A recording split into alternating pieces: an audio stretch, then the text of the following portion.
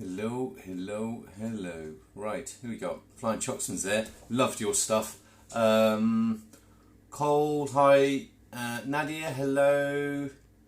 How are you? Nadia, you've been posting some lovely stuff this week, actually. Really, really nice. Cole, I saw your stuff. You're really up in the volumes, aren't you, mate? Really, really nice to see.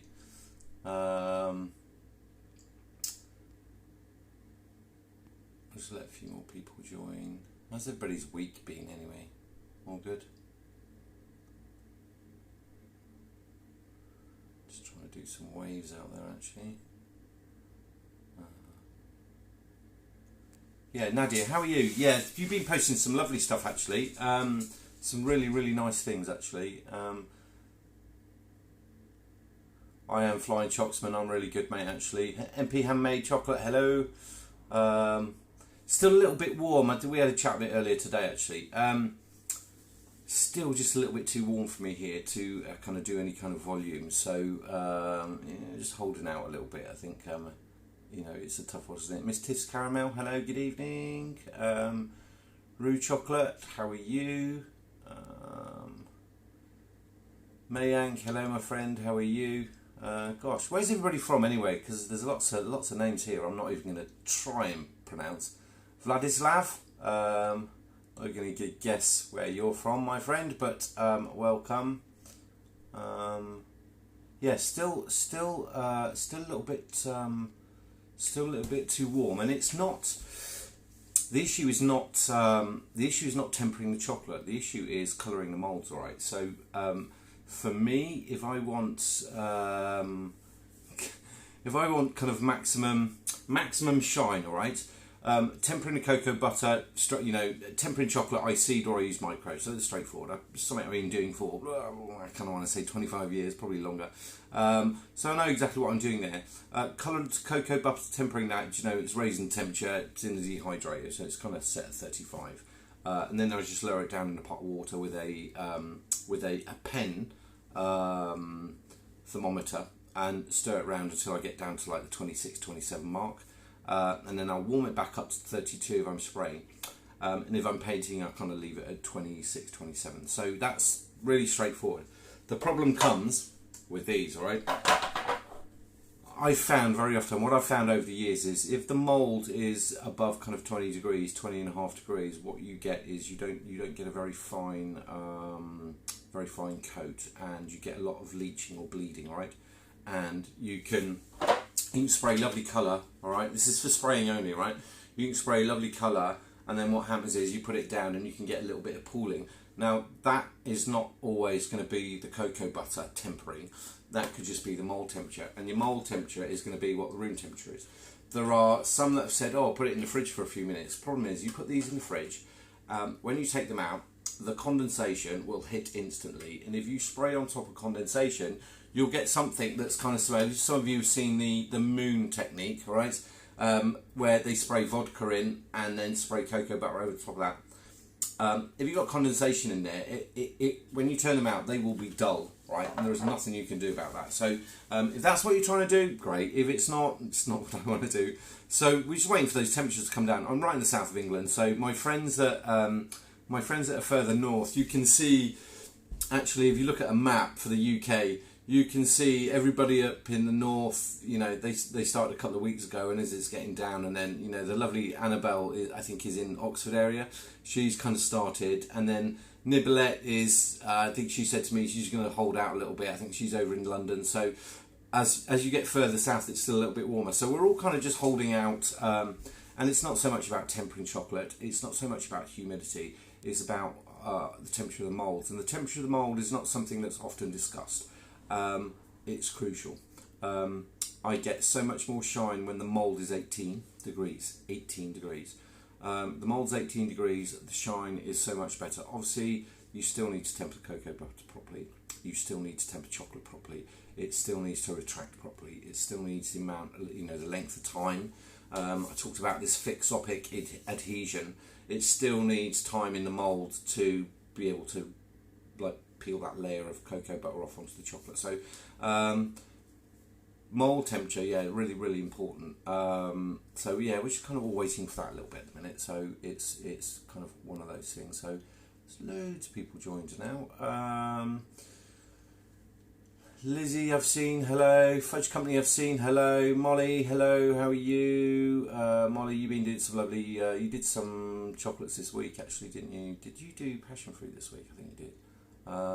Really, really nice. Who else? Teach Pastries, new name, didn't see you. Hello, welcome. Natalie. Nadia said, congrats on winning the Choc Challenge. Yes, you know what, that was, that really was a challenge actually. If anybody caught that, I think it's on Colorado Cocoa Pops, it's on her page. I didn't save it onto mine. I had to do, so I'll explain again. So the challenge was sweet chili and plum. And I did talk about it, you know, if anybody's seen that, my initial thoughts, if anybody knows those ingredients, the plum is straightforward, actually. It's a fruit, it's fairly, it's a dull fruit. It's a nice fruit, but it's quite dull in terms of its flavour. It's not hugely acidic. So it kind of needs some manipulation to try and get some flavour forward. But it is a lovely colour and it pairs well with white chocolate, which is great. If you put it with anything dark or milk, it kind of gets lost in the blend. So the plum was straightforward. Chili, not a problem at all. It goes in chocolate. I'm not a personal fan of that. I don't get what the hype is around that. People have tried to give it to me. It's not really worked. The sweet chili sauce I used had garlic in it, and yeah, I can imagine people grimace. Chocolate and garlic. Let me know your thoughts, because that was the challenge. And I knew right from the beginning, before I think there's a state, I was talking to Ron, all right, Ron's Bonbons. I was talking to him and I said, you know, you get to a point where you can actually, you know, you've been doing this long enough, you can taste something in your mind before you get there, or certainly you understand the obstacle. And it was the garlic, and it was, you know, how do I pacify that initial hit? And you know, it was interesting what I came up with. There's a couple of them here. It was an interesting challenge. Don't know if it's something I don't think it's something that I would make and sell. It's kind of not my style. As much as I love spice, I don't like heat in chili. So not something I'm going to be known for. But interestingly, my girls ate it. The youngest one wolfed them down, all right? The middle one was like, no, yuck, and kind of got rid of it. And the oldest girl, Sophia, she really liked it. It was growing on her. And my wife tried some of them as well. And the initial hit is like, oh, garlic. But it disappears quite quickly. So the other thing, I got asked a question about this. And it was that I did... I don't know if I get that. Should I cut one open? Let me grab one. I'll cut one open. So,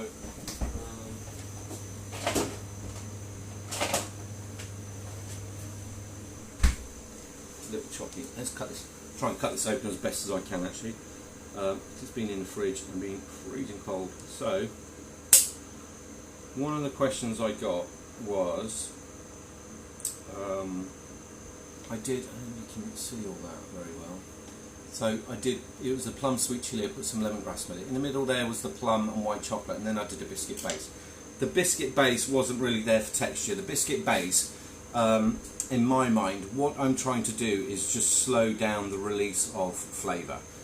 So you've got an option to mask a flavour by adding another ingredient, or you've got an option to add something that melts slower in the mouth, and that will slow down flavour release. And if you get that flavour into that crunch base, that was the idea behind it. So on eating it, it was like tiny little wallop of garlic, which isn't pleasant, right? Because you're not expecting it.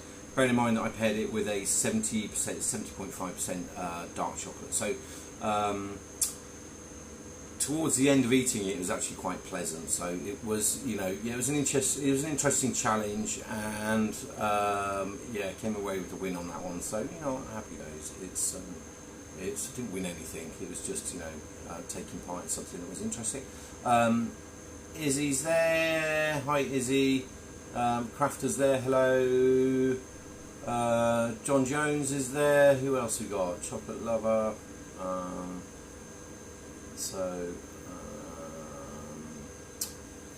Lizzie, how am I getting on with the Chef Rubber colours? I only have a couple of Chef Rubber colours. I find it very difficult to get hold of them here. So I've not used that many. The Roxy and Rich I'm working with, trying to get the best out of those actually. I've used a lot of IBC colours, and I like I like big, bold, bright colours. I've never really used any of the pearl stuff before, and it sprays very, very light, and it paints very, very light, and you have to do multiple layers, and I find it a very, very slow process. So whether moving forward I use those just to fade ones. I like faded chocolates. If you've seen any of my posts where I'll spray a colour on one side and I'll let it dry, I'll spray an opposite colour on the other side, and then I'll back one of those sides with white, alright, so that what I end up with is something that kind of almost looks translucent actually. And then I'm a big fan. I kind of wipe it with gold as well, and it just gives me, I think there's a blue, a red, there's a green that I did with that one. They're certainly very interesting. The Chef Rubber I like actually. The Chef Rubber, do you know my observation of the Chef Rubber? They're a little bit thicker and they paint by hand so much nicer. I've only ever used Pavoni once, and again, like Chef Rubber, it's very, very viscous actually. It's quite good viscosity to it. So, and you get the cheaper brands. I'm not going to name them, but the cheaper brands, you have to paint many, many times and dry in between, and that just slows down the process. But the Chef Rubber, yeah, I like Chef Rubber. I wish we could get it here easier, that's the only thing. So, Chef Alat, hello, salam alaikum my friend, how are you? So we got people in Algeria, Melissa's joined us, hi Melissa. Who else? Those layers. Other question I got, do you know, one of the things I did some questions on Sunday night, and I said something about capping, and I did that question and answer session thinking, oh, you know, we'll get a few, and I was quite overwhelmed with how many I got. But I did post something about capping, like, and about the thickness of the cap, all right, which was controversial. But there's no law that says, look at me brandishing a knife around. The layers. So I made, the top layer was a caramel.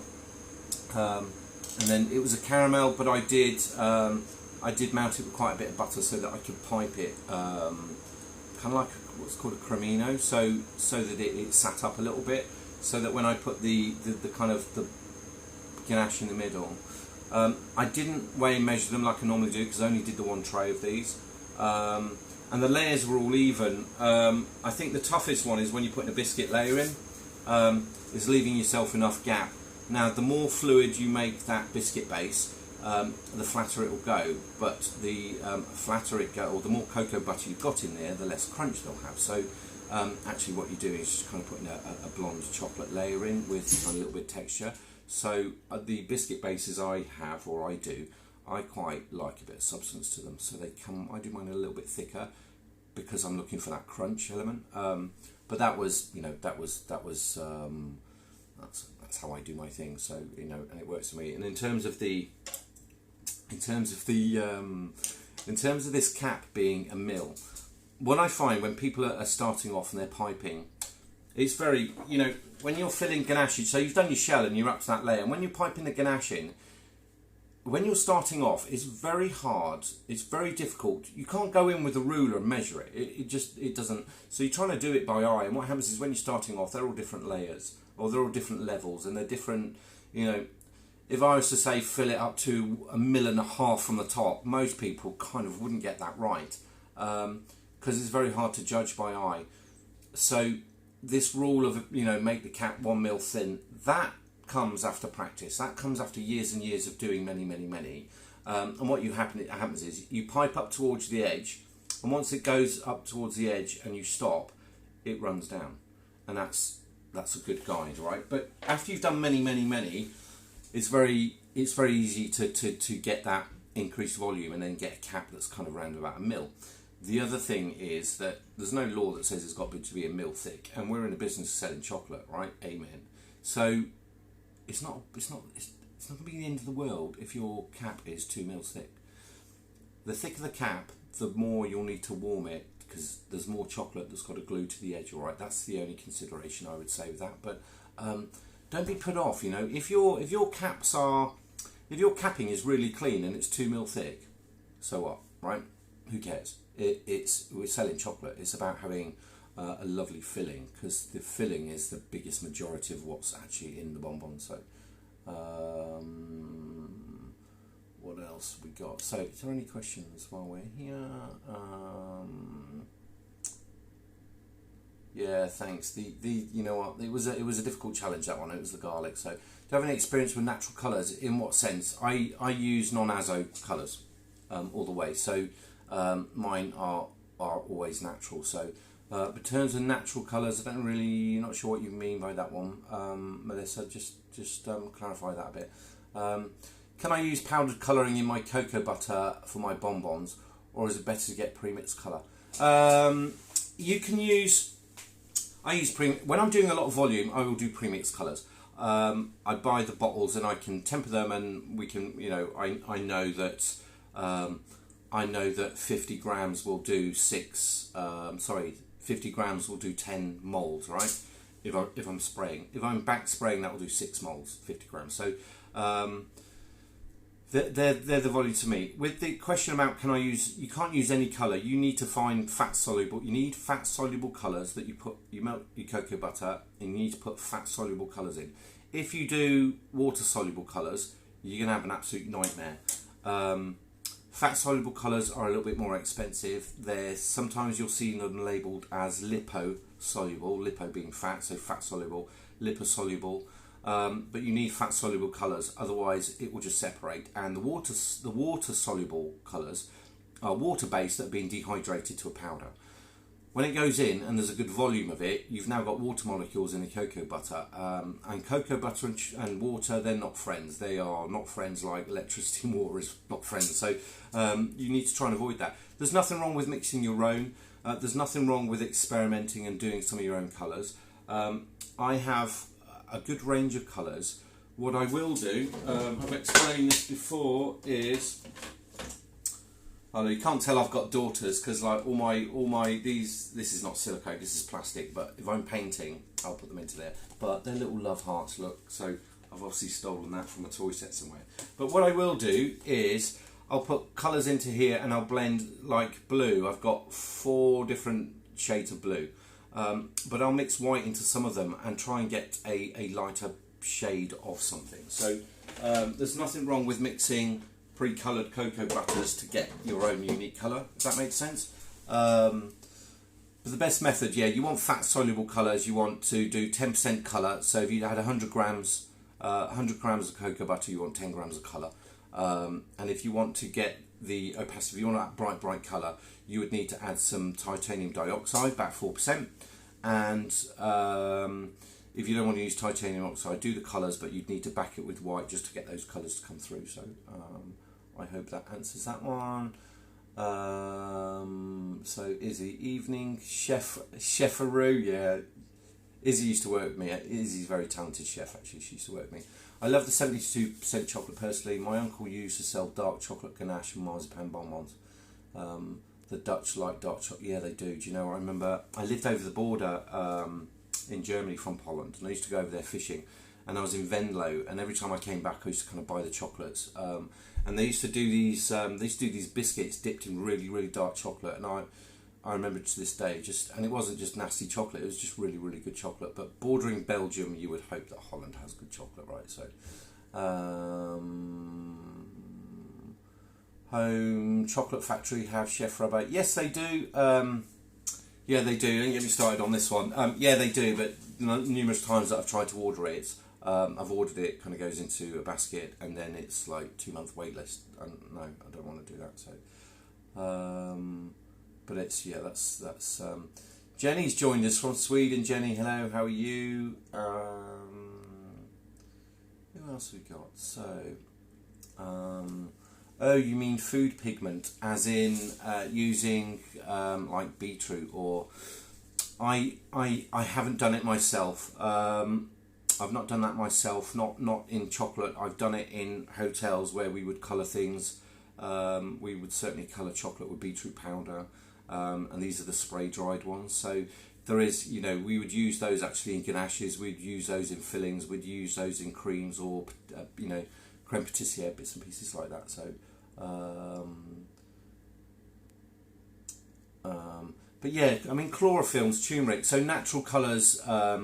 Yeah, I think you mean like the pigments of things. Yeah, you know, it's difficult to use the chlorophyll in chocolate because it's so bitter. But chlorophyll we would get from watercress, and we'd use it to blend with mayonnaises and chlorophyll is incredibly fat soluble as well, which is a good thing if you're trying to make coloured oils, or you know, if we were making chive oil. I know this doesn't relate to chocolate, but like the use of it, if you were making a chive oil, you would blend the chives, but we would take the chlorophyll, we'd plunge to make the chlorophyll, we'd take a big pan of water, we'd plunge the watercress into it, and then throw a block of ice in the top, kill off the rapid boiling, and then what would rise to the top would be the chlorophyll, and then we just scoop that off with a sieve and then collect it, and it's like green sludge, and we would collect enough of it, and we would store that, and we'd use that to colour things naturally rather than using artificial colours. I'm not a fan of artificial colours. I don't like them in ganache. That is a question I got asked this week actually, and I was talking to somebody earlier about blueberry, using blueberry, and like, would I colour it? And it's no. I kind of like the natural colours. I think if you're using good fruit, you'll get the colour from it. The problem with dyeing and staining things is there's enough colour going on the outside of the bonbon. If you start colouring the inside as well, the problem you get is not only just the colouring declaration you need to do on your labelling, but do you want everybody walking around sticking their tongue out going, is my tongue blue? It's like, when you're kids it's fun, but as an adult you don't really want to do that, do you? So it's, you know, I'm not a fan of, I don't colour ganaches, and if I do, I'll use the cocoa butters I've got, which are azo free, but I will rely basically on the fruits that I'm using and try and get a natural colour. I think there's enough colour going on the outside, so yeah, that's kind of an important part. Melissa Chocolate in Vegas, how are you? Who else we got? Loved your chat with Chris Harvey. Yeah, he's a cool dude actually. It was a nice chat actually. It was wasn't so much chocolate. It's just two old geezers having a natter about times how it used to be, isn't it? So, but yeah, he's certainly interesting and very helpful actually. I want to describe him, very incredibly knowledgeable, but just very, very humble and very, very helpful. So I kind of like that. There's, you know, one of those nice gems in the industry. So David's joined us. How are you? I did get one of the questions I got this week. So after last week's live, I talked about Natasha's law. So anybody in the UK, we got an amendment in legislation, and we got an amendment to do with pre-packaged direct sale food, so PPDS.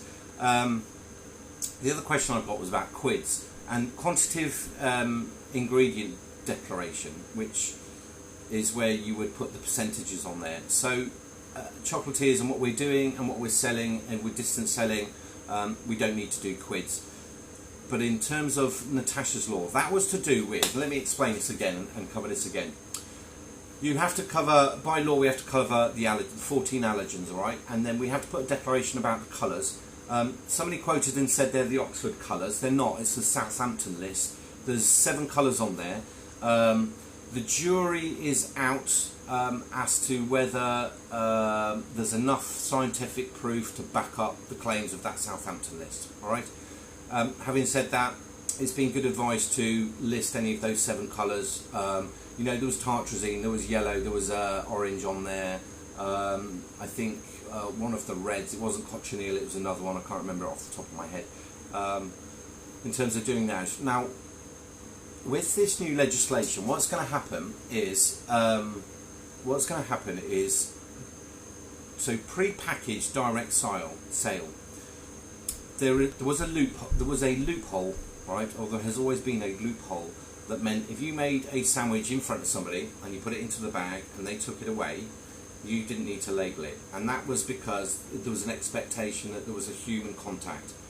Has it got sesame in it? Yes, it has. As you hand over the sandwich, well, that's kind of not really good enough, and the devastating situation that resulted of this being called Natasha's law was a young girl that lost her life because there wasn't a label on there, because she assumed that when she looked and she ordered that those products weren't in there, but it was bread that was made in the factory that handled nuts. So that's changing. For chocolatiers that are at home that are actually doing chocolate, whether you're at home, whether you're a small business, you need to do your labels. So you need to put on, you need to do an ingredients list. It's not a bad thing, because I would have thought that you're working to a recipe. I would have thought if you're making many trays of bonbons, you're not just throwing little bits and pieces in going, yeah, that tastes nice. Because if you've not got a recipe to follow, how are you going to create it again? So if you've got a recipe, that recipe and those ingredients, that just makes up part of your label, right? If any of that ingredients that are in there, and if we're doing a bonbon, if it's got nuts in, it's an allergen, you need to highlight that, either underline it or you put it in bold, or put it in bold and underline it, and then make those declarations whether it's got any of the allergens. Things like celery, you don't need to worry about. There's certain allergens on there, you don't really, they don't affect you, but I think the big ones are the nuts and the milk, right? And the lactose as a byproduct. And then if anybody that's using any pastes like Biscoff, there's gluten in it, there's emulsifiers in it, soy lecithin. But there's other things as well, like palm oil. Although they're not on a list of allergens, there is a customer expectation that these things are labelled. And like the thing with the lecithin now, more and more chocolate producers are moving away from soy lecithin and using sunflower lecithin, which case that doesn't need to be highlighted, right? So it's get into the habit of writing your ingredients list and putting it in there, because it's good practice. I don't think this amendment that's coming in on the 1st of October is going to be the last thing. I think there will be a push to make more and more visible information for customers that are purchasing food. All right, so it's not a bad thing to it's not a bad thing to keep doing so. It's you've got to get it done, right? The law came in. The allergen laws came in on the 14th of December 2014, so we've kind of had 7 years to get it together. In addition to that, you're going to name your colours, and then in addition to that, you are going to do a list of ingredients, which is not a huge step up. If your ingredients, if you've got your recipe there, then just highlighting those, it's not too difficult. It should already be written out, right? So, have I tried any of the Sosa aroma extracts? I just took a course with a well-known chocolatier and surprised that she uses them. It's difficult, right? So not the Sosa ones. I did a lot of work with a company called MSK, and MSK do a lot of my work within the kind of savoury kitchen was to do with this molecular gastronomy. So we would do lots of work with gel and gums, lots of work with hydrocolloids, lots of work with smoking things and doing bits and pieces and inverting. Or we'd use, for anybody that's actually worked me, Isabel, if she's watching, she'll know. We would have, we had dishes where we did a tea, and half the glass was hot and half the glass was cold. So when you drank it, you get cold this side, hot this side. We would take bananas and use a type of amylase to extract the carbohydrate from it. So there's some very, very clever stuff. But what came in was these synthesized fruit extracts, right, which are very, very strong. The big company in Italy that do all those is called Flavor Art, and they claim they can pretty much synthesize any flavor or taste that you take to them, right? When they first came out, I was a big fan, and it was like, because it was flavour, right, not taste. And flavour is that perception of your nose, and that's what creates the memory, right? The issue we got with chocolate is there is not much room for flavour, because it's all about taste, because there isn't really anything to smell until you bite into it, other than the flavour, other than the smell of the cocoa mass and the actual quality of the chocolate. So I don't use them now. I was a prolific user of them until my eyes were open to using things like rhubarb. I think the big one is banana, actually. If you eat a banana, it tastes of banana, right? If you bought a chocolate drink, it doesn't taste anything like banana, but you do recognise it as banana. And actually, our perception of what is flavour and what is real flavour started to get a little bit wavy, and I would rather just highlight the natural ingredients in there. I'm surprised, I know who you're talking about, I won't name her, but I'm really surprised that she's using those, because I think she's an incredible talent, probably one of the best on the planet. And I don't know why she would use the flavour, we call them flavour drops. I've used them, but I don't use them now. And I think there's another one, and I mentioned it when I was talking about the mint. to use mint leaves and to steep them in the cream, and as long as they don't go over 60 degrees, the ethanol won't burn off, so that's an important thing with mint. Or any soft leaf herbs, once they go over a certain temperature, one, they turn black, so basil, mint, those, tarragon is one as well. So once they kind of go over, it's 58 degrees, but once they go over 60, they'll turn black, and if you blend them, you'll end up with a ganache with kind of little black bits floating in it, which aren't pleasant, because when they deteriorate, they then turn bitter. I like natural mint, but when you use the mint drops, they almost make your eyes water, and it's too much. It's just too much. They're very difficult to measure, because they come in these tiny little pipettes, and it's like one drop could be too much, right? So Evercakes, what airbrush and compressor, it's all on my page actually. Compressor is a Sparmax TC620, and I've got another little helper here. No, you can't come watch. And then these airbrushes, I do. It's all about the compressor, right? It's all about your air compressor. I can do as much with a really cheap airbrush as I can with a very expensive one, if they're both 0.8. So actually, put your money into the compressor. The compressor is what will change. The aperture on you've got a 0.8 needle. That aperture isn't going to change. So there is no fluctuation with that. If the air is on and off, you're going to get this pattern of spray. When they spray out at the end, very good ones come out in a lovely cone. The cheaper ones might spray up or might spray down or might spray like a halo. So, but you will work that out when you're using it. If you've got a very cheap compressor, you're going to struggle right from the very off, because you're going to get splatter, you're going to get issues everywhere. But I use it's a Sparmax TC620. Well known, very good, got 2 hoses, so you know it's a really good one. In terms of the airbrush I use at the moment, I'm using a Fender. I've got a few of them, they work for me. It's the 183K, but yeah, it works. So it's not about the brush for me, it's actually about the compressor. So yeah, you said it's using those to add flavour without adding viscosity or purees. Yeah, I understand that. And we certainly use it in the restaurants. You know, Heston Blumenthal, I didn't work for him, but like, I had chefs that went on and worked for him, and spraying things so people got the flavour of it and the smell of it before they actually got to eat it. I fully understand that, but this is a bonbon that is actually, it's encapsulated and sealed airtight. So you're not going to get much flavour release until you actually eat it, and it's still going to be about the quality of the ingredients. So if you're making a ganache, really good cream, really good chocolate, very pure sugars.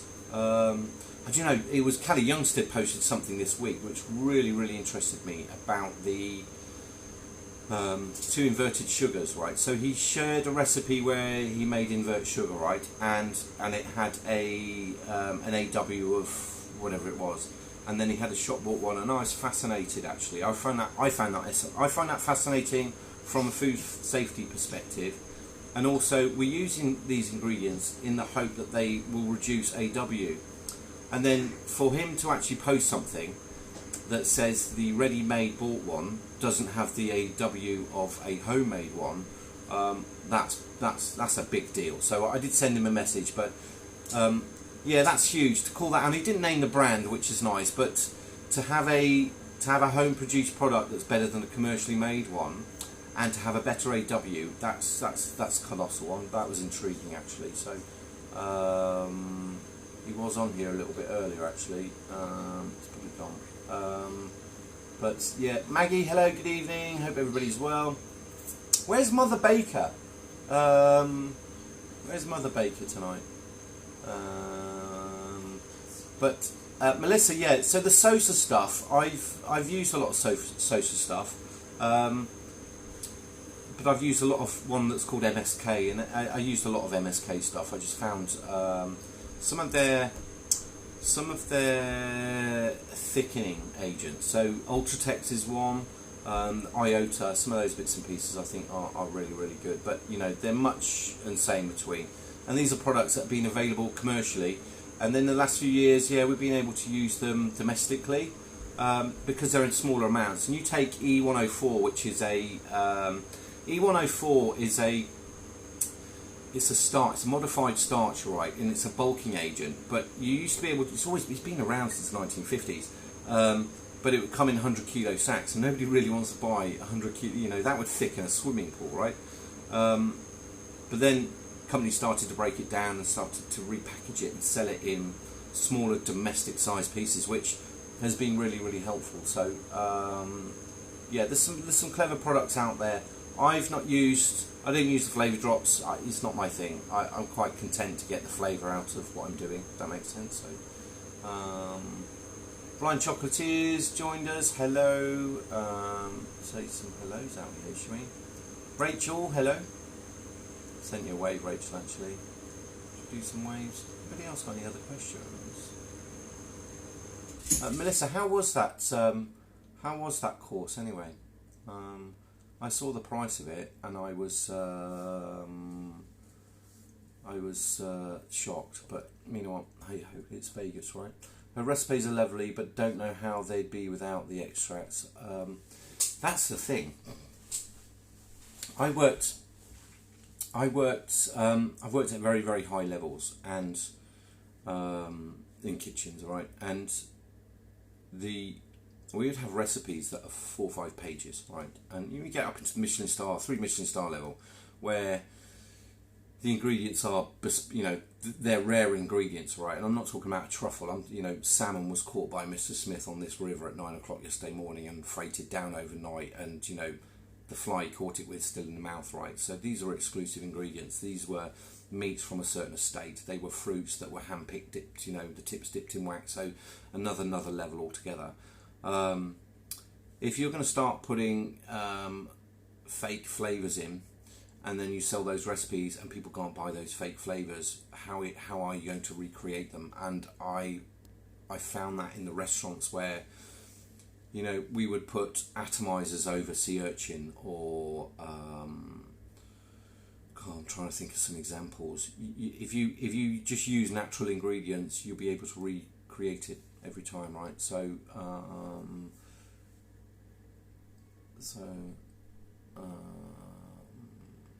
yeah, interesting. So Melissa, yeah, fantastic. It was a huge leap for me, but learned all about ganache formulation, which was great. Ganache formulation is not as difficult as everybody makes out. Some people make it out to be this scientific journey of discovery. It's not that difficult, but it's not easy to explain on here, if that makes sense. So, and I've shared some recipes, and I think this goes back to shelf life, right? In terms of what you're trying to do. If you want something that's going to last 6 months, I think you need to ask yourself why.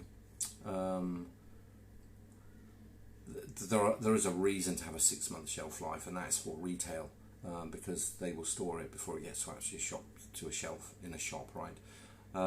If you're selling direct or distance selling bonbons, make them, package them, sell them, tell the customer it's a 2-week or 3-week shelf life, and rest easy with it.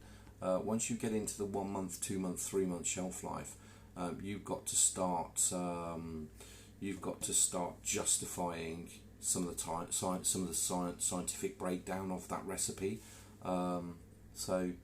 Raymond Morato was fantastic. Yeah, I've had a chat with Raymond actually, and he's got to be the most humble guy I think I've ever met. And actually, I got to ask quite a few questions, and he answered them, and I was amazed he answered them. And I think he's got the ability to explain things very, very, very simply, right?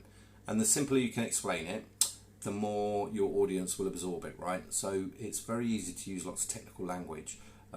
If you don't need to, don't, right? Because the world isn't studying.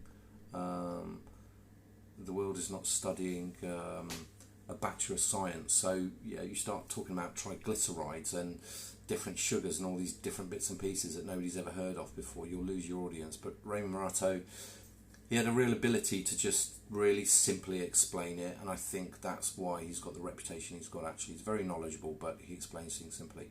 Chris Harvey does exactly the same thing, actually, just really simple explanations. And I think the audience that listen to that go, oh, I get it, you know, oh, I get it. So yeah, that's the, you know, the trick is in the teaching. Any other questions? Any more questions from anybody? It's all gone a bit quiet. The numbers keep going up. His latest book, Fires, is superb. Yeah, waiting on it actually. Yeah, and it's somebody I talked to that's got it said that I would like it just because I'm not driven by the pretty pictures. I'm not driven by the pretty pictures in stuff. So I've got books. I like old books. God, this is 5% of what I own. There's a room back here with hundreds. So yeah, not driven by the pictures, driven by the process. And as you read through Thomas Keller, if you've ever heard of him, is another example. He gave great descriptions and great descriptions, but talks and the ethos behind everything. And actually, once you read all that stuff, the ethos behind it, that's when you start to kind of be able to develop your own stuff. So another question: when doing any liquid gel for a filling in my bonbon, how is it to cap them without pushing out the filling when piping over tempered chocolates? Liquid gels, you don't want a gel too liquidy. Fluid gels should sit up, but then when they go in the mouth, they should squash quite soft. All right. So if you pipe a gel into the shell, you are going to need to leave it for a couple of reasons. One, it will just sink down slightly. Two, it will let some of the air that are trapped. When you make gels, they're notorious for trapping air, all right? So just because of their viscosity.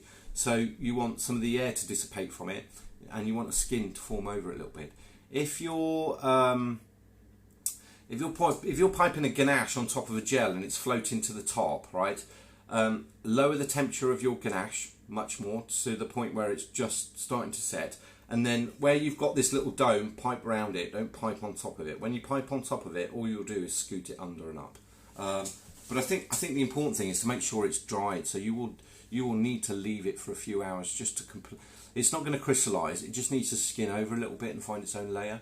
And anybody that's tried to do meringue, you'll find the same thing, alright? If you pipe meringue into the bottom of a shell, you need to leave that for 12 hours just to skin over, right? Otherwise, if you go too soon, what you'll find is the meringue being lighter will float to the top and they'll dome. And then when you go to cap them, you will scrape the lot off, and that's quite a horror story, that one actually. So,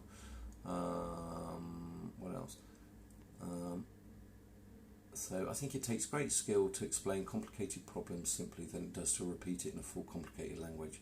Shows great knowledge. Yeah, absolutely. Don't need to make it expensive at all. Rennie Redzepi, yeah, he's another. Massimo Buteri, yeah, all of them. Do you know, I've worked in some amazing kitchens with world-renowned home, you know, I'm not going to name them here, but, you know, a couple are on TV constantly. They weren't just amazing chefs, they were amazing teachers, and the volume that we learned and the volume that they gave to us in terms of learning, that was the thing. So it's I think the people that explain it really simply, to just throw something out there and then everybody guess is kind of really awkward, isn't it? Because everybody's still in the dark, isn't it? So I think, you know, to explain it really easily is definitely always the trick. So, but Petty Chocolate, I hope that answered that one. So it wasn't an issue with the capping; it's an issue with the filling, right? You need to leave your. You can't speed up you can speed up crystallizing chocolate. You can use a silk, right? And you can make sure it's really well tempered. If it's well tempered, the chocolate's well tempered when you make the ganache, it will crystallize a little bit faster. But you still need to leave it overnight. For anybody new that's starting off, will have discovered that if you try and cap on top of a ganache that hasn't, you'll find that it bubbles out, it pops up, and when you turn it upside down, instead of getting this lovely when you do what are these ones like, instead of getting this lovely flat base, what happens is it becomes concave a little bit, because the filling when it goes cold is still retracting, only microscopically, but it's enough to pull the shell down. And if it pulls the shell down too much, it will crack, and when it cracks, it will leak, and when it leaks in the box, all your chocolates are covered in all the fillings. Not ideal. Not ideal. Works in cocoa bombs. Am I doing any masterclasses? No, I don't do any masterclasses. I do one-to-one coaching. I'll be doing lots of that this week. Very often these are people that are already making chocolates. Majority of my work, are in the Middle East. A few in Canada, a few in America, the majority in the Middle East. And believe it or not, with the one-to-one coaching, very often it's a shout out of I'm doing this, what am I doing wrong, and it leads to the conversation of right, let's book an hour and we will talk through what you're doing. A lot of the one-to-one coaching is to do with people that can't get certain ingredients, right? We see recipes and we all assume it says to use sorbitol, or it says to use isopropyl to polish your moulds, or certainly for my friends that are in the Middle East, you can't get alcohol sugars. You are not going to get, you know, if you're living in Saudi and you want to make chocolates and you want to clean your moulds, you are not going to get a bottle of isopropyl. It's just not going to happen at all. So it's really, you know, and there are countries, you know, there are people making chocolates where they can't believe it, they can't get fresh cream. They don't have fresh cream. It doesn't exist. So what are the alternatives? And I will help through that process, because very easy to write a recipe and fire it out there and say, well, what can I swap this with? What can I swap this with? What can I swap this with? That challenges everybody around the world, because it's not as simple as take some fresh cream, add some sorbitol, add some chocolate, and you know, hey, there we go, we've got a 3-month shelf life. So my knowledge working in the Middle East helps out. My work in Asia helps me understand those problems. So and I think the work in the Middle East, I've got a good reputation out there, so and quite a good profile there. So but no, I don't do masterclasses, but I do one-to-ones. If you give me a direct message, I can talk you through what I do and how. Not expensive at all. I'm not going to name the price here, but yeah, it's not expensive at all. Quite a few in the UK, actually. Quite a few in the UK have had some classes recently. So, and they are one-to-one. They're not groups. I don't do groups. The problem I have with groups are there's always that one person that overtalks everybody and everybody misses out and it gets delayed, and you have that quiet person in the corner who is too afraid to ask a question. That's why I do one-to-one. It's about capturing those people that really want to learn, or that are shy, or don't want to be shown up, or don't want to feel awkward. So we're all entitled to learn. We're all entitled to find the way that we want to learn, and everybody learns in a different way as well, right? So I have language. I speak other languages as well, so you know that helps me. And I think I'm quite good at explaining the simple stuff. The complicated stuff simply, right? It's not. None of this is complicated. It's only complicated because you haven't found the language that explains it easily, right? So it's that. So it's one of those things. But Nadia, hello. I think I said hello to Nadia. What else we got? Everybody's being a bit shy tonight. Why are you all being shy? There's loads of questions last week. Is that because I answered them all on Sunday? I had. So I did that Q&A session on Sunday, and it was a bit slow to start, and it was 1 or 2, and then it kind of picked up early evening, and I answered as many as I could, and I kind of went to sleep, wake up in the morning, and I had another 128 on top of the 48 that I did, and there was just no way that I was going to answer them all. So I'm going to try and answer some of those and post those as stories this week if I can, but I totally underestimated how many questions I get, and they were from all over the world, which was quite interesting. But yeah, I'm only doing this because I like sharing and I like helping. It was never about likes and follows and all the rest of it. It's just about sharing some knowledge. So and for those that work with me, Izzy, you know what I'm like when it comes to training, then cooking. So what would be a good example of a substitution for sorbitol? So sorbitol has just got very good binding properties, water binding properties, and it's also it's very low sweetness to it. So it's less sweet than glucose. Invert sugars are very sweet, so they're kind of plus half again. Glucose, if you taste it fairly, it's sweet, but it's slowly detectable. Sorbitol, virtually you can't taste the sweetness to it. So it behaves like sugar, and it's got the properties of sugar, but it doesn't have the sweetness of sugar. And it's got very, very good binding properties when it comes to water activity. And you have water that's in a ganache that's bound, all right? And then there are water molecules that are unbound. That's the available water. The available water is where bacteria will grow. So the stuff that's bound in the recipe, that's going to be fine. The water that's unbound, yeah, that's the one that we're trying to take care of. So your chocolate and your cream will will emulsify and bind up this amount of chocolate. The available water, moisture, on the other side, that's the unbound stuff. Sorbitol and glucose, they're the things that bind up that unbound water, right? So, in terms of a substitution, there isn't. What you can do is readjust your glucose level. So glucose is widely available around the world. Alcohol, sugars, not so much. And there are many different. Sorbitol is a brand, all right? So there's many available. Maybe that's something I can do on one night. I did have one question actually, and that's whether somebody asked me in the week, would I invite guests on? I know lots of people invite guests on. It's something I was thinking about. I'm not something I want to do every week, but it might be something that I do once a month. I can certainly reach out if anybody's interesting. If anybody's interested in me doing that, yeah, I'll kind of give that one a go. So, but solo, yeah, if that's substitution for sorbitol, just adjust that. I want to say you could replace it like for like with the glucose, right? So it wouldn't be hugely disadvantaged if you swap the sorbitol for glucose, but you're not going to get that binding property. What you don't want to do is put lots of glucose in there, because glucose adds elasticity, and you'll end up with very stringy. If you get your temperatures wrong, and you get the fat out of balance, you'll end up with this kind of tagliatelle ganache, which could work, but when you're trying to pipe it into a mould, you have peaks and strands and bits and pieces everywhere. So is he saying what's training? Yeah, you know what I'm like when it comes to training.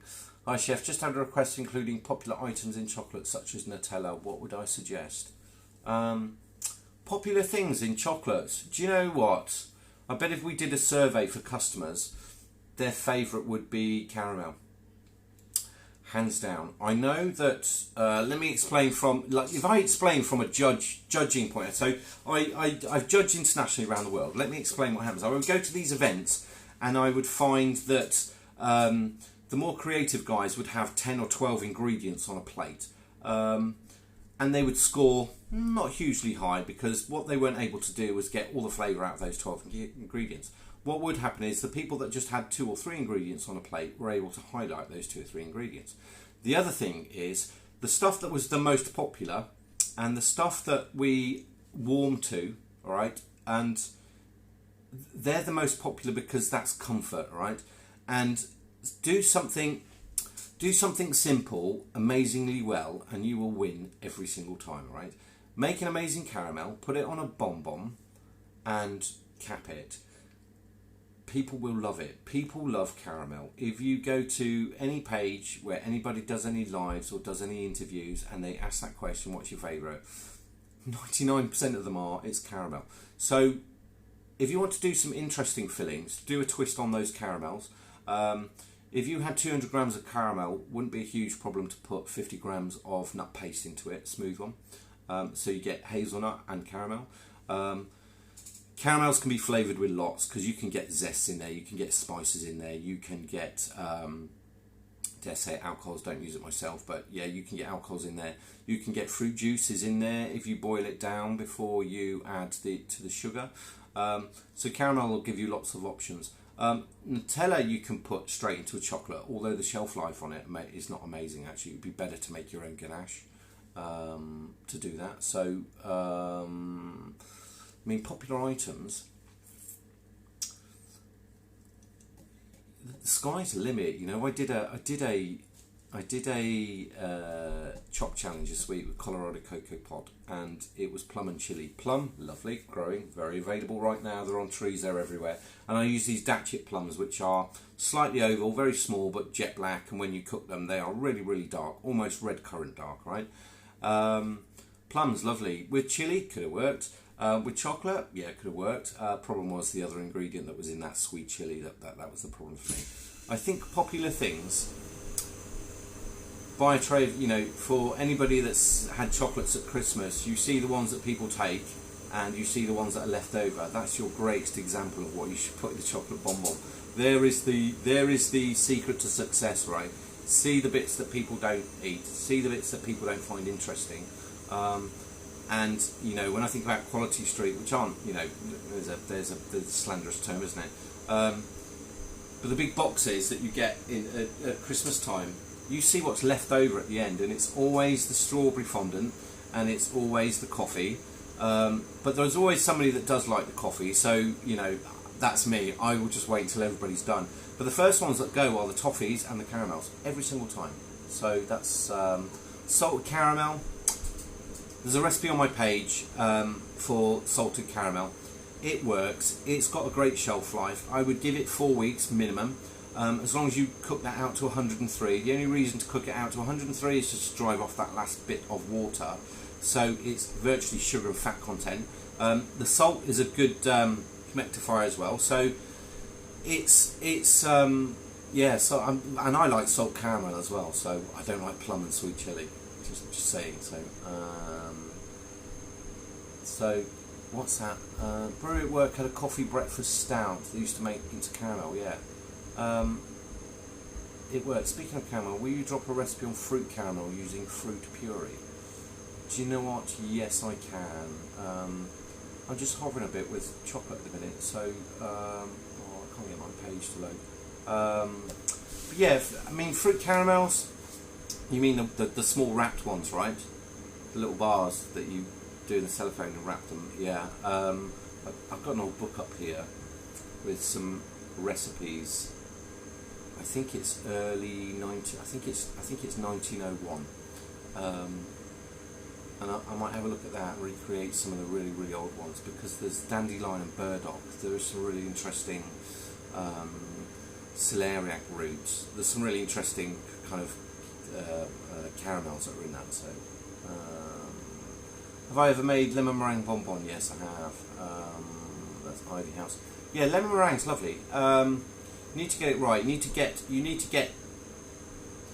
Very often when I've had them, when it's been at shows or something, the meringue's tiny, right? And there's too much lemon. You kind of need to get it 50-50. If you're going to get that right, think of it like the pie. The pastry is just the vehicle that carries the layer of lemon and then the layer of meringue. The layer of meringue is always 3 times the layer of the lemon. If you're going to do a really, really punchy lemon, you can get away with doing more meringue, alright? So, or marshmallow. Don't put meringue. Don't put meringue in chocolates, because that's egg white and gelatine whisked up, and it's not very stable. All right. You want to make marshmallow. It needs cooking out to a very, very high temperature. Salt caramel's lovely with smoked sea salt. Smoked sea salt's lovely. Salt caramel is lovely. I got asked another question actually during the week, and it was to do with the page where I said don't use table salt and don't use table salt or cooking salt. If you make salt caramel, use a really good salt caramel. I've got. Sorry, really. I use this one. This is a. Oh, it's not even open. No, this one. These. I'll put some on my hand, right? So this is salt caramel. These are really, really. I don't know if you can see that well enough. They are really, really big flakes, right? They're really big flakes of salt, and it's very forgiving. So that's 1.5 kilos, all right? And it's, oh, you can't see it, can you? Is it too bright? Comes up to about there. If that was 1.5 kilos of table salt, it'd probably come to here, right? The problem with table salt, it's too acrid, it's too strong, can't measure it very easily. The nice thing about Maldon's and there's other types of sea salt that are available, and they do smoked ones as well. They're much more forgiving. So when you're seasoning something, whether that's savoury or whether that is chocolate, and in patisserie we do use a lot of salt in. You make a chocolate pastry and don't put salt in it, you can tell the difference between one and the other. So the quality of the salt is what will give the lovely flavour, and a good salt. And if you've got table salt at home and you've got Maldon salt and you've got another salt, sea salt, lay little bits out and just taste them, and you will be able to tell all the way along. What you will need to do at the end is to eat some of the good salt to get rid of the other ones, because table salt and cooking salt, they're very, very acrid. And I always wince when I see people like shake that all over food, because I just kind of know they're not going to experience an amazing flavour out of that one. So So, have you seen the old marshmallow recipes too? Super interesting as to how much more medicinal, extreme luxury. Yeah, it was. Marshmallows were always seen as a luxury, and then turn of the century we got nougatine that came out, and you know it kind of moved away from that. But marshmallow used to have a lot of herbs in it, and it used to be seen as a kind of medicinal thing. And the mallow plant was kind of part of that process as well in terms of medicine. So, flying chocsman, you go through loads at work. I use it at home. There's 2 tubs there. We just buy a few tubs of it. I always use it if I'm making salt caramel. If I'm doing any of the patisserie work, not so much the glazes, but the actual pastry. And the chocolate, there's a chocolate tart that I make as well, which we put the molten salt actually into the mix as well, and it improves it by 10% in terms of flavour perception. If you want to bring flavour forward, you've got an option to put an acid in, which will bring flavour forward, or you can put salt in, which will bring flavour forward. All right, because we do taste sweet, sour, salt, bitter, right, and then umami. That's my problem with the bonbon the other day. The umami that's in the sweet chili, I just couldn't get past it with the chocolate. So when we run out of this, I think my wife and I look at each other and we're like, oh no, you can feel the gasp of like, oh dear, what do we do now? So it lasts us a long time. We don't go through a lot of that, but it's easier to buy 1.5 kilo tub than it is to do, you know, tiny little packets. So, but I should work for them. Do you know? Here's a story. I've got to share this one with you. I opened one of the biggest Crown Plazas in Europe, and it was just outside Malden, where the salt was. Do you know what I couldn't get? This. I could get Cornish sea salt, but I couldn't get this. So I ended up going down to the factory saying, like, can I have 50 kilos? Couldn't buy it. Couldn't buy it in Malden. Crazy, right? But that's, if you wanted to add a wee bit of crunch into your bonbons, would you add it as a layer or mix it in the cap? Does that make sense? Right, a couple of things you can do there. Maggie. If you want to do the biscuit, so there's lots of recipes available for the crunch base, right? So there's kind of nothing new in it. There is one that I did last year that was I used muscovado sugar. I used a light muscovado sugar in making caramel, and then when I capped it, I did demerara lightly. After I capped it, before I put them in the fridge, I sprinkled demerara over the top. I let it set at room temperature. Once they crystallised fully, I tapped off the sugar and then just finished this in the fridge. But what it left me on the bottom was sugar crystals, which are... Demerara is not hugely unpleasant when you get to bite bits of it. If you think about like apple pie, they're those nice bits of sugar that you can kind of crunch. You don't want lots of them. And when I say I put it on sparingly, it was a pinch. It was a pinch that I scattered over the caps at the end. So texture can come... You can put texture in anywhere you want, whether that's pop rocks, because that's textural as well, because they're just sugar grains. That's all they are, sugar grains that are pressurized with carbon dioxide, and as the sugar crystallizes it traps the carbon dioxide. When it goes in your mouth and melts under liquid or in warm, the gas, the sugar crystal cracks, and that's what the popping is, right? So in terms of putting texture, there's lots of things that you can buy on the market that are textural, and they're very often called, they're under a category called inclusions. So there's lots of bits and pieces that you can buy that you could put in. I know somebody that puts Maltesers, right? They're using 15 gram, they've got 15 gram mould, 15 gram, and then they are putting a Malteser in there. Tiny dot of chocolate, they're putting a Malteser in, sticking it down, and then ganache up, right? And I'm not going to give you their name, but they're quite well known, and I don't have a problem with it. You can buy honeycomb pieces as texture. I think it's hard to get it into the cap because the cap is, it's not 1 mil, it's 2 mil. The cap is as thick as you want to make it, right? The next layer down is the place to put the crunch so that it is on the bottom base. Put the crunch up at the top. You might find that when you turn it over, it actually sinks down all right because it's the heaviest element. So if that answers that one for you, Maggie. Tastier chocolate. Texier chocolate. If you've not looked at Texia chocolate. Texia, it's T-E-X-I-E-R, chocolatier. Texia chocolatier. Go and have a look at their stuff. Absolutely incredible. And there's another guy called Ranasur in Peru. Another one, absolutely incredible. Absolutely incredible. Apple cake with demerara on top is really nice. I can imagine that'd be great in a bonbon. Yeah, you don't need to do a lot. It's literally just a sprinkle. You can get, Maggie, get the sugar. I can't remember the name of them now. They're the little tiny white sugar piece, nibbed sugar. I think it's nibbed sugar. You can get those. You can drop those on top. The other thing you can do with the textures, once you've made your bonbon, pipe a little bit of chocolate on top, and then you can dip that in whatever you want. All right, because that'll give you some texture as well. So you can get texture in it.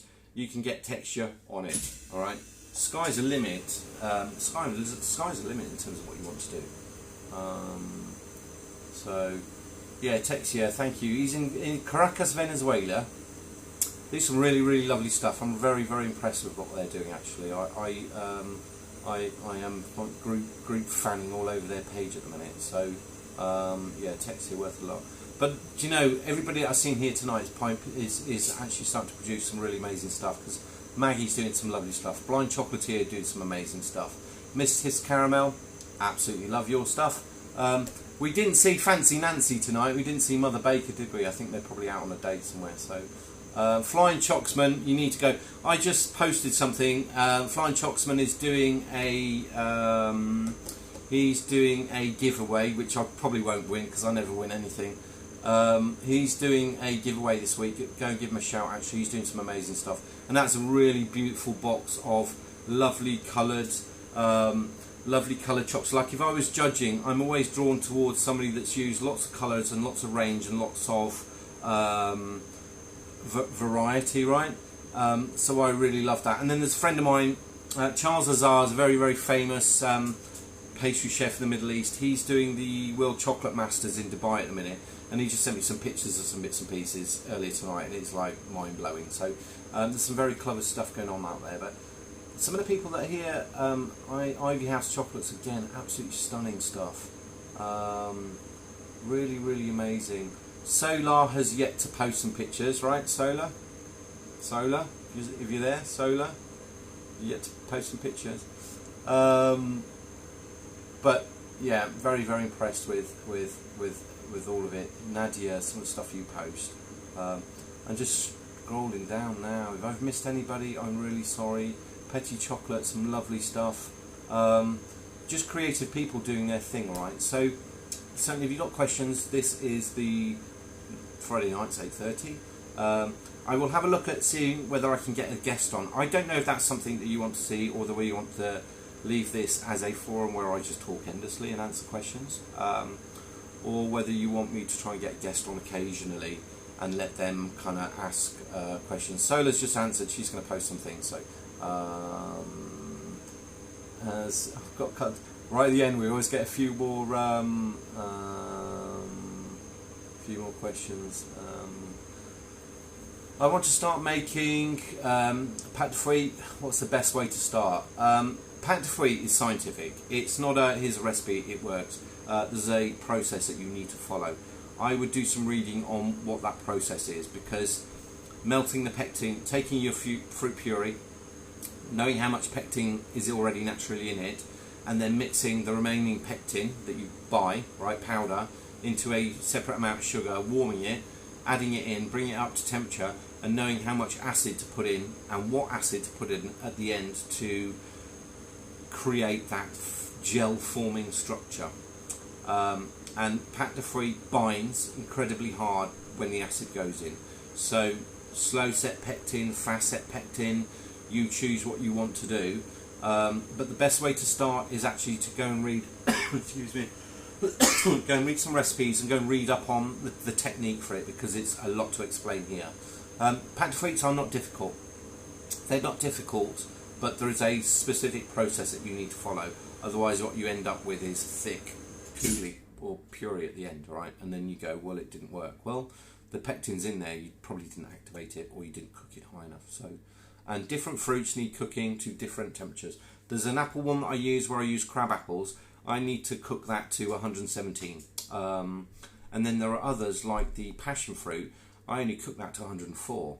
So it's, you know, there's a big mix in between. But there's lots of stuff available online if you want to look at the charts that have what pectin is in which fruit and in which season. And fruit at the start of a season has got less pectin than the fruit at the end of a season. And if you're using fresh seasonal fruits, that's something you need to look out. So Chris Harvey's doing a 3-day masterclass on caramels. Yes, he is, and I'm sure that is going to be absolutely amazing, because he will probably add in a whole load of information about so much more. But again, he's able to explain it in a very, very simple way, hands-on. So yeah, worth, if you can afford that one, go and do that one. So right, guys, it's gone. It's gone. Past an hour and 10 minutes. Texie is saying strawberry loses its flavour. Yes, it does, because it's strawberry's not particularly high in pectin, and the natural pectin in fruit is what holds all those molecules together, which is why it doesn't freeze very well, because they go in the freezer lovely, but when they come out, they just kind of fall apart. So, right, guys, I'm going to get away. If you've got any questions, ping them over during the week. Let me know if you want me to try and get a guest on occasionally. I'd like a kind of show of hands. If that's something you'd like to do, go and give Flying Chocolates, the Flying Chocsman, go and have a look at his page, win some chocolates. They're absolutely bloody amazing, really, really lovely, beautiful things. And I will see you all next week. These come around really quick, don't they? But have a lovely weekend. Enjoy the rest of the summer holiday if you've got kids that are going back to school, if they haven't already, because mine go back on Monday, so back to some normality. And yeah, have a really lovely weekend, and thank you for joining. Take care, guys. Bye bye.